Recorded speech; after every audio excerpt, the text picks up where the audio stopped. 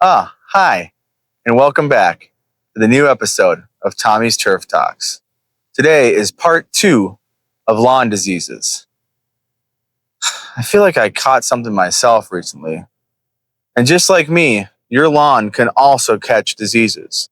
Today, we're going to be talking about 3 more common lawn diseases that your home lawns might catch.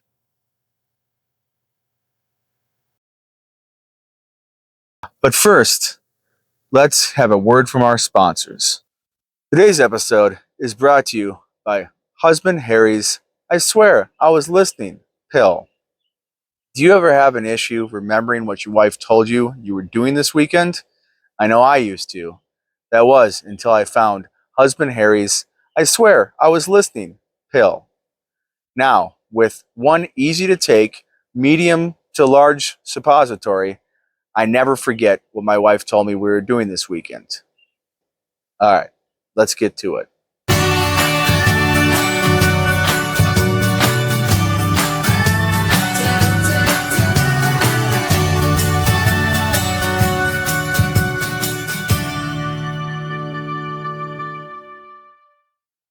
All right, feeling much better.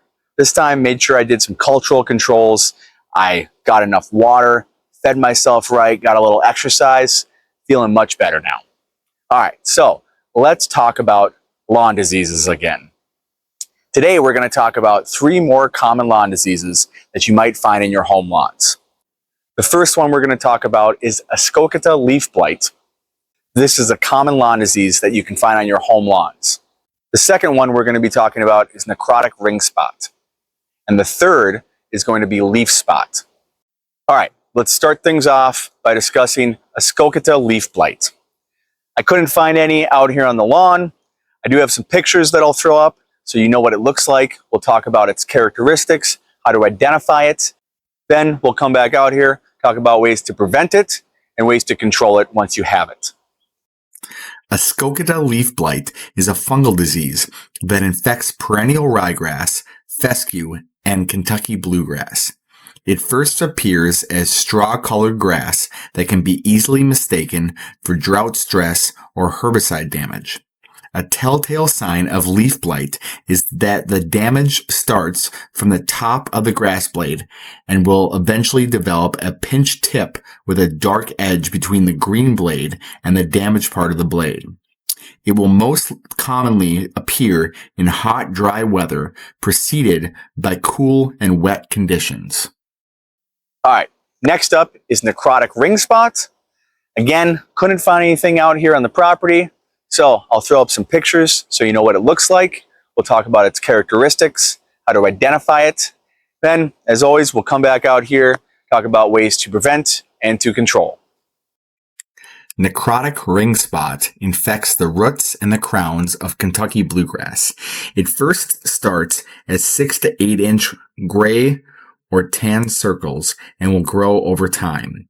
It will overwinter in the thatch layer. After a period of time, it will develop a frog eye pattern.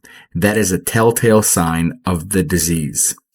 When the roots are inspected, they will appear dark and decaying.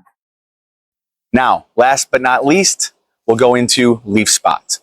Again, I looked, I couldn't find anything, so I'll throw up some pictures. We'll talk about the characteristics, how to identify it, and then we'll come back out here, talk about ways to prevent it and ways to control it once you have it. Leaf spot is a fungal disease that infects perennial ryegrass, fescue, and Kentucky bluegrass. It, like so many others, begins as straw-colored patches of grass, and upon closer inspection, you will find brown or purple lesions on the blades. It tends to develop in hot, humid weather, and it spreads its spores by wind and rain droplets. It can be made worse by excessive spring nitrogen applications.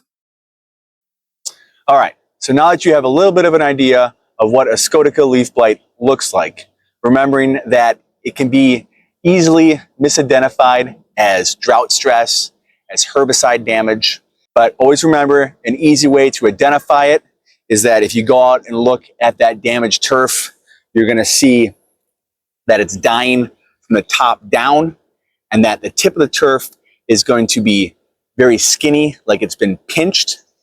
You're going to have that dark colored edge between the green grass and the straw colored grass. Now, how do we control this disease if we have it? Luckily, for the most part, this disease will fix itself within the matter of a couple weeks. But if you want to try to avoid getting it altogether, as always, you just want to maintain good cultural practices. So that means doing an aeration in the spring and the fall, or at least in the fall if you can only do it once, because an aeration will help reduce thatch levels in your lawns. So number one, making sure you don't have too much thatch on the lawn. We'll go over how to identify thatch in a later episode. Making sure that you're watering correctly. Again, like we said in the previous disease episode, always make sure that you're watering in the mornings, not at night or in the late evening, if you want to make sure that your grass is drying out and not going into the nighttime wet or damp. So always make sure you're watering at night. Make sure that you're watering correctly. You don't want to water every day. You don't want to put down small amounts of water frequently. What you want to do is water deeply but infrequently. So that means longer watering times, a few times a week. You want to make sure that you're mowing at the right height. Again, make sure your blades are sharp. Good idea, like I said in the previous episode, to sharpen them at least once a year. Make sure you're mowing at, 3 inches is a very good rule of thumb to always mow your lawn at. In the hotter, drier periods, if you don't want to water as much, mow your grass a little bit taller, 3.5, maybe even 4 inches. That's going to help. And then again, maintaining a good fertilizer program, putting down quality, slow-release fertilizers. You don't want to put down non-coated fertilizers that are going to give the grass a huge influx of nitrogen right away, and then that nitrogen dies off very quickly. The slow-release fertilizers will slowly, efficiently feed the lawn over the course of 6 weeks or more, depending on the amount and the type of slow-release that's in the fertilizer. Now, Ascochyta Leaf Blight is one of those diseases that you do not want to fertilize when it's taking place. Excessive nitrogen can exacerbate the problem. So I would not fertilize, just let it run its course, mow your grass a little bit taller, and eventually over the course of a couple weeks, it will alleviate itself. You can do fungicides, but again, not really necessary with this disease.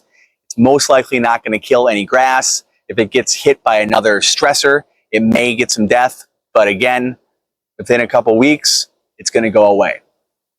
Now, for necrotic ring spot and leaf spot, the ways to prevent and to treat are basically the same. Again, like all these diseases that you're going to be dealing with, maintaining good cultural practices will always be key. And again, I'll reiterate, you want to properly water your grass. This is very important for all these fungal diseases. You want to make sure that you're watering in the morning, not at night. You want to make sure that you're watering deeply and infrequently. Next, you want to control your thatch levels. Good way to check if you have thatch is taking a shovel, or even better, a core sampler, taking a small sample of your lawn and seeing how much thatch you have. Most likely, if you're maintaining good soil health, it's not a brand new lawn, you're not going to have a thatch issue.